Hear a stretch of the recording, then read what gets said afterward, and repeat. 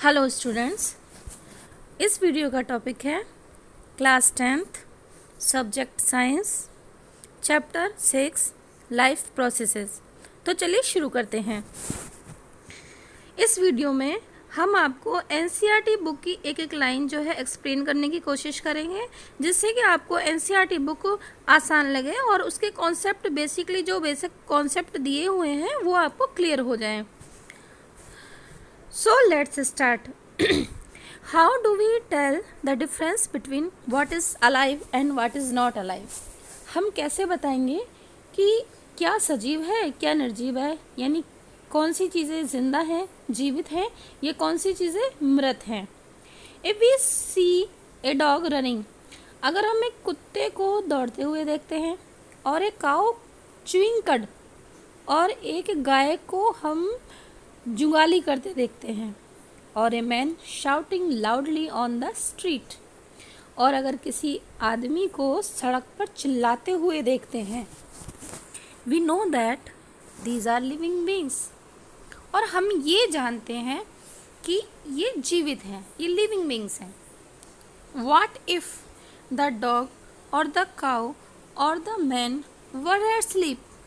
अब आप सोचिए कि जब हम इन कुत्ते को, गाय को, मैन को ये सब करते हुए देखते हैं तो हम सोचते हैं कि भाई जिंदा है, लेकिन क्या हो अगर ये तीनों ही सोए हुए हो, तो हम क्या कहेंगे? We would still think that they were alive. हम अभी भी यही सोचेंगे कि भाई वो अलाइव थे। क्यों ऐसा कहेंगे? Why? But how did we know that? हम ऐसा क्यों कहेंगे, हम ऐसा क्यों सोचेंगे? क्योंकि वी सी दैम ब्रीथिंग, क्योंकि हमने उन्हें क्या करते हुए देखा है? ब्रीथ करते हुए देखा है। क्या करते हुए देखा है? ब्रीथ करते हुए देखा है, सांस लेते हुए देखा है। Is that clear? नेक्स्ट,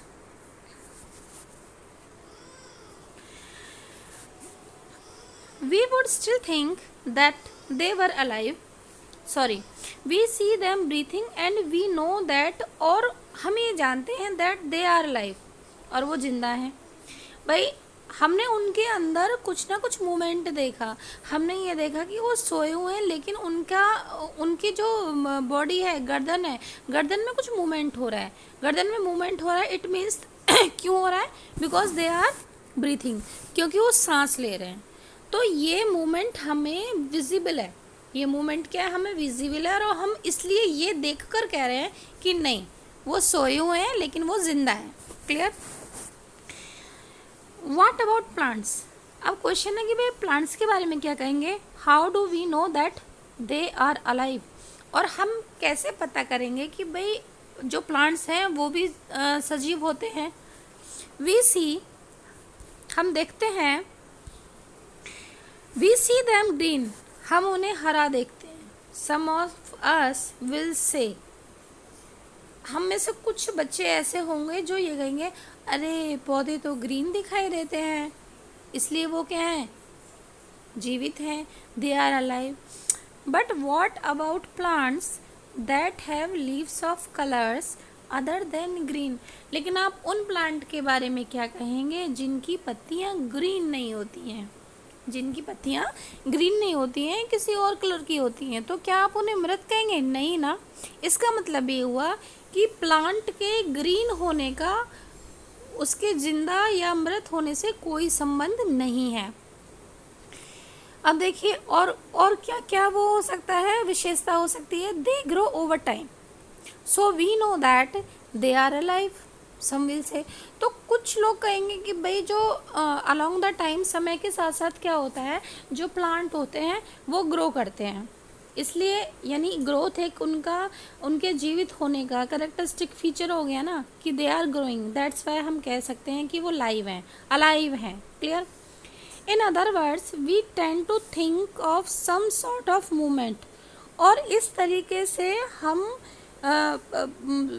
ये जानने की कोशिश करेंगे कि जो लिविंग ऑर्गेनिज्म है उनके अंदर कितने प्रकार के मूवमेंट होते हैं, जिनके आधार पर हम ये कहते हैं कि वो लिविंग है, either growth related or not, as common evidence for being alive। ठीक है, तो वो मोमेंट ग्रोथ से संबंधित भी हो सकते हैं और नहीं भी। क्लियर। लेकिन हम जो ग्रोथ है उसको एक वृद्धि को एक कॉमन एविडेंस मानते हैं सजीव होने के लिए, for being alive. But a plant that is not visibly growing is still alive, and some animal can breathe without visible movement. Yes, यहाँ पर ये बात आती है कि क्या कि कोई प्लांट है जो कि विजिबली ग्रोइंग नहीं कर रहा है। देखिए, क्या हमने कभी किसी पेड़ के वृद्धि को देखा है, मतलब इंक्रीज होते हुए देखा है? नहीं ना। जब किसी मोमेंट पर हम किसी भी समय प्लांट को देखते हैं तो वो ऐसा नहीं है कि उसमें हमें वृद्धि होती हुई दिखाई दे रही है, ऐसा नहीं है ना। और अगर आप देखें, कुछ ऐसे भी एनिमल्स होते हैं जो ब्रीदिंग तो करते हैं, जिनके अंदर ब्रीदिंग रेस्पिरेशन होता है, लेकिन वो रेस्पिरेशन हमें विजिबल नहीं होता, यानी कि विदाउट विजिबल मूवमेंट। अब देखिए, मैं आपको एग्जांपल देना चाहूँगी कि जैसे फॉर एग्जांपल जो माइक्रो ऑर्गेनिज्म होते हैं, जैसे कि क्या है, बैक्टीरिया है, क्लियर, जैसे कि वायरस है, जैसे कि क्या है, वायरस है, या और भी फंगी है, ठीक है ना। तो ये जो ऑर्गेनिज्म है वो हमें दिखाई नहीं देते। जब वो हमें दिखाई नहीं देते तो उनके अंदर होने वाले रेस्पिरेशन को हम कैसे देख पाएंगे? इट मीन्स व्हाट, कि वहाँ पर विजिबल मूवमेंट, विजिबल क्या कहते हैं, ब्रीथिंग नहीं है, clear. So using visible movement as the defining characteristic of life is not enough. तो कहने का मतलब ये है कि अगर हम ये कहते हैं कि भाई हाँ, अगर किसी एनिमल को या किसी भी चीज़ को देखें और हम ये देखें कि उसके अंदर कुछ ऐसे मूवमेंट हो रहे हैं या उसकी वृद्धि हो रही है, कुछ भी ऐसा हो रहा है जो हमें दिखाई दे रहा है, तो सिर्फ और सिर्फ ये इसी वजह से हम उसको अलाइव कह रहे हैं। नहीं, ये चीज़ गलत है, ठीक है। वो चीज़ें भी या वो ऑर्गेनिज्म भी अलाइव ही होते हैं जिनके अंदर होने वाले क्या जो विजिबल मूवमेंट है वो हमें दिखाई नहीं देते। जैसे कि मैंने आपको एग्जांपल दिया था माइक्रो ऑर्गेनिज्म का, यानी ऐसे ऑर्गेनिज्म जो कि हमें नंगी आँखों से नहीं दिखाई देते। जब ऑर्गेनिज्म ही नहीं दिखाई देगा तो how we can see the movement of respiration या any other movement in their body, in their cell. Is that clear?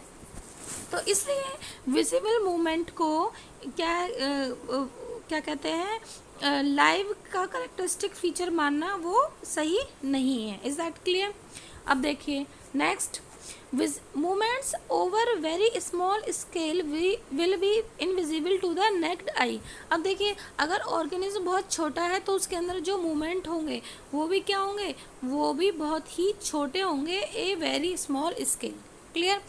अब देखिए कैसे, movement of molecule for example, अब देखिए हमारी जो बॉडी है, कोई भी ऑर्गेनिज्म है, उसकी बॉडी किससे मिलकर बनी होती है? सेल्स से मिलकर बनी होती है। और जो कोशिकाएं होती हैं वो कोशिकाएं बनी हुई होती हैं मॉलिक्यूल्स से, यानी कि बड़े बड़े मॉलिक्यूल्स से, जिन्हें हम बायोमॉलिक्यूल भी कह देते हैं। क्लियर? तो और सेल्स के अंदर मॉलिक्यूल्स का मूवमेंट होता रहता है जो कि हमें दिखाई नहीं देता है। Is that clear? ठीक। इज दिस इनविजिबल जो molecular movement necessary for life? Yes, of course. ये जो इनविजिबल मूवमेंट है ये ज़रूरी है। ये क्या है? ज़रूरी है। ये इनविजिबल इसलिए है क्योंकि ये बहुत ही छोटे स्तर पर है। लेकिन अगर मान के चलिए अगर हमारी जो सेल्स हैं, ठीक है, सेल्स जिन मॉलिक्यूल्स से मिलकर बनी हुई है, जिन मॉलिक्यूल्स से मिलकर बनी हुई है हमारी सेल्स, क्लियर, अगर मॉलिक्यूल्स काम नहीं करेंगे, मॉलिक्यूल्स में मूवमेंट नहीं होगा, तो क्या हमारी सेल्स में मूवमेंट होगा? वहाँ पर भी नहीं होगा। सेल्स में कोई फंक्शनिंग होगी? नहीं होगी। Is that clear? तो जब सेल्स के अंदर कोई फंक्शनिंग नहीं होगी तो इसका मतलब क्या है, हमारी बॉडी के जो टिश्यूज़ हैं, ठीक है, हमारी बॉडी के क्या हैं, जो टिश्यूज़ हैं उनके अंदर भी कोई फंक्शनिंग नहीं होगी। क्लियर? और इस तरीके से हमारी जो ऑर्गन्स हैं, क्या है, ऑर्गन्स हैं, उनके अंदर भी कोई फंक्शनिंग नहीं होगी, उनके अंदर भी कोई मूवमेंट नहीं होगा, और इस तरीके से पूरे ऑर्गेनिज्म के अंदर मूवमेंट नहीं होगा। इट मीन्स व्हाट, कि भाई जो मूवमेंट्स होते हैं हमारे शरीर के अंदर चलते रहते हैं। क्लियर? वो देखने में इनविजिबल होते हैं। ठीक है, और इस तरीके से हमने पाया कि जो मूवमेंट है वो लाइफ के लिए क्या है, ज़रूरी है। Is that clear? देखिए, इफ़ वी आस्क, अगर हम पूछते हैं this question to professional what, अगर हम पूछते हैं किसी प्रोफेशनल बायोलॉजिस्ट से इसी क्वेश्चन को कि भाई हमारी बॉडी के अंदर क्या इनविजिबल मूवमेंट होते रहते हैं या जो भी है, तो वो कहेंगे यस ऑफ कोर्स। इनफैक्ट अगर हम वायरस का एग्जांपल लें कि देखो, virus do not show any molecular movement in them until they infect some cell. देखिए, अगर हम वायरस का एग्जांपल लें तो वायरस जो होते हैं वो भी कोई मॉलिक्यूलर मूवमेंट शो नहीं करते हैं जब तक वो बाहर एटमॉस्फेयर में होते हैं। तो मैं वायरस के बारे में एक बात बताना चाहूँगी कि वायरस क्या है। What is virus? वायरस एक पार्टिकल की तरह है। वायरस क्या है? एक पार्टिकल की तरह है, ऐसा पार्टिकल जो आरएनए क्या आरएनए या फिर डीएनए, आरएनए या फिर डीएनए और साथ में इन दोनों में से कोई एक, और साथ में क्या प्रोटीन, क्या प्रोटीन, ठीक है। तो इन दो चीज़ों से मिलकर बना हुआ है एक ऐसा पार्टिकल जो आरएनए या डीएनए और साथ में क्या प्रोटीन, इनसे मिलकर बना हुआ है। और ऐसा जो पार्टिकल है अगर वो एटमॉस्फेयर में है, किसी सरफेस पे है, ठीक है, तो वो कैसा है, इनएक्टिव है, यानी कि उसके अंदर कोई भी मेटाबॉलिक एक्टिविटी नहीं हो रही है, उसके अंदर कोई भी मॉलिक्यूलर मूवमेंट नहीं हो रहा है। क्लियर? तो हम क्या कहेंगे, हम ये कहेंगे उस केस में कि वायरस क्या है, it is just a particle and it is not the living thing. लेकिन अगर हम देखें, अगर वही पार्टिकल किसी बॉडी की सेल में अंदर एंटर कर जाता है, किसी, चाहे वो बैक्टीरियल सेल हो, चाहे वो एनिमल सेल हो, ह्यूमन सेल हो, कुछ भी हो, अगर वो वायरस किसी सेल के अंदर, कोशिका के अंदर चला जाता है, इन्फेक्ट कर देता है उसको, तो क्या होगा, तो वो कैसा हो जाता है, वो एक्टिव हो जाता है, उसके अंदर मेटाबॉलिक एक्टिविटीज़ होने लगती हैं, मॉलिक्यूलर मूवमेंट होने लगते हैं, और इस तरीके से, और वो अपनी कॉपीज़ बनाने लगता है, यानी एक वायरस से दो से क्या कहते हैं चार से, इस तरीके से उसकी जो कॉपीज़ हैं वो बनने लगती हैं। क्लियर? तो हम इस केस में क्या कहेंगे कि भाई वायरस क्या है, now it is alive, virus जिंदा है। तो कहीं ना कहीं वायरस के बारे में भी ये कंट्रोवर्सी बनी हुई है। क्या बनी हुई है? कंट्रोवर्सी, ये वाद विवाद का वो बना हुआ है वायरस को लेके कि भाई वायरस लिविंग में आएंगे या नॉन लिविंग में आएंगे, यानी वायरस ट्रूली अलाइव होते हैं या नहीं होते हैं। Clear? Why are molecular movement needed for life? Now the question arising कि जो मॉलिक्यूलर मूवमेंट है वो उनकी ज़रूरत क्यों होती है। भाई देखो, लाइफ के लिए तो ज़रूरत है। लाइफ का मतलब क्या होता है? लाइफ का मतलब है जितने भी लिविंग ऑर्गेनिज्म हैं। Is that clear? लाइफ का मतलब क्या होता है? लाइफ का मतलब होता है living organism, living organism. Is that clear? अब लिविंग ऑर्गेनिज्म हम ये जानते हैं कि लिविंग ऑर्गेनिज्म की जो बॉडी है वो किससे मिलकर बनी है? सब, अगर हम बिल्कुल स्टार्टिंग से देखें तो मॉलिक्यूल्स से, ठीक है। मॉलिक्यूल्स मिलकर क्या बनाते हैं? सेल। सेल क्या बनाती हैं? टिश्यू, ठीक है। अगर हम इधर चले जाएं, टिश्यू मिलकर क्या बनाएंगे? ऑर्गन, और ऑर्गन मिलकर क्या बनाएंगे? ऑर्गन सिस्टम, और ऑर्गन सिस्टम मिलकर क्या बनाएंगे? पूरा ऑर्गेनिज्म। Is that clear? ये चीज़ समझ में आई? तो ऑर्गन, ऑर्गन सिस्टम और ऑर्गेनिज्म।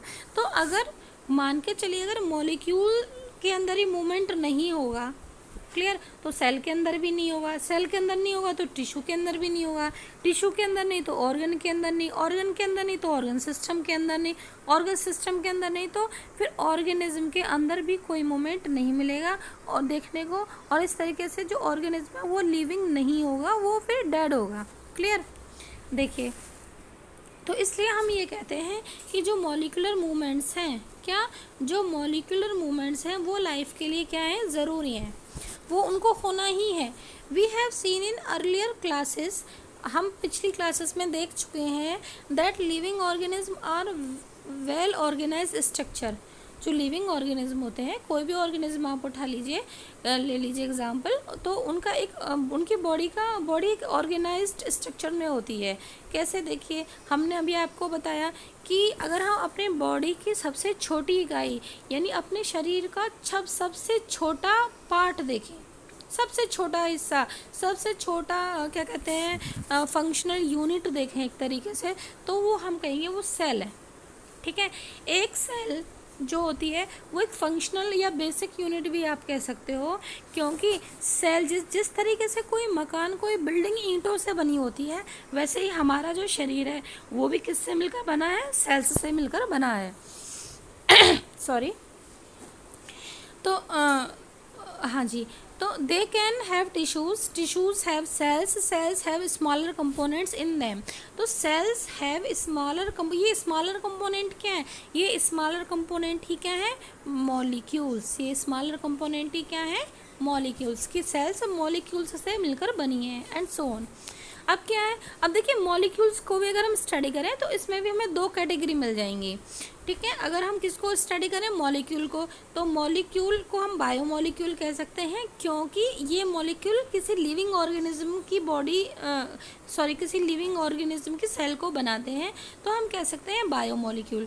तो बायोमॉलिक्यूल को भी आप दो कैटेगरी में डिवाइड कर सकते हो। कौन कौन सी? देखिए, एक तो होते हैं मैक्रोबायोमॉलिक्यूल। क्या? मैक्रोबायोमॉलिक्यूल। और दूसरे होंगे माइक्रोबायोमॉलिक्यूल। क्या? Micro biomolecule. Is that clear? तो बायोमॉलिक्यूल जो होंगे उनका साइज भी बड़ा होगा, उनका वेट भी ज़्यादा होगा। Clear? They will be more complex. Clear? अब अगर मैं मैक्रो बायोमॉलिक्यूल का अगर आपको एग्जांपल दूं, किसका? मैक्रो बायोमॉलिक्यूल का अगर मैं आपको एग्जांपल दूं तो वो क्या होगा? जो कॉम्प्लेक्स कार्बोहाइड्रेट है, ठीक है, फैट है ना, लिपिड है, प्रोटीन है, तो ये सब क्या है? किसके एग्जाम्पल है?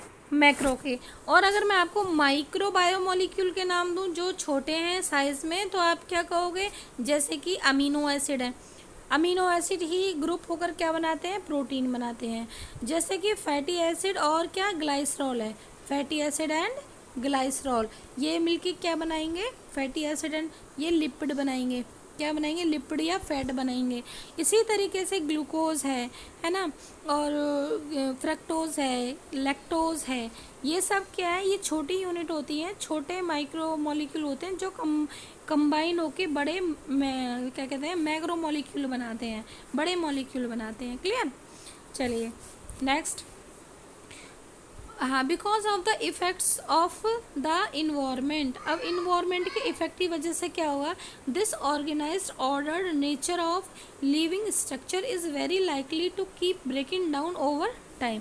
अब देखिए, हमारा ये जो शरीर है, ठीक है, हमारे शरीर पर किसका प्रभाव पड़ता है? हमारे शरीर पर प्रभाव पड़ता है, या हमारा जो ऑर्गेनाइज्ड बॉडी है, ठीक,